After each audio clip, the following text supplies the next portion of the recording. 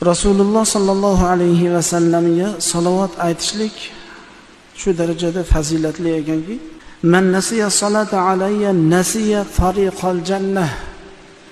Menga salovat aytishligini unutgan odam jannatga boradigan yo'lni ham unutib qo'yadi degan sallallohu alayhi rasululloh.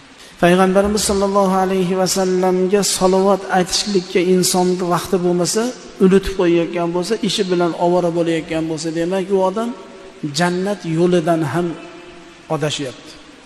Man salla alayya fatahallohu lahu baban min al-afiyah.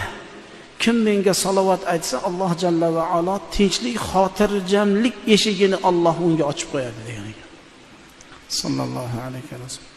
Demak, yo'l to'siq turgan bo'lsa, salovat aytib qo'ysa, yo'l ochilar ekan.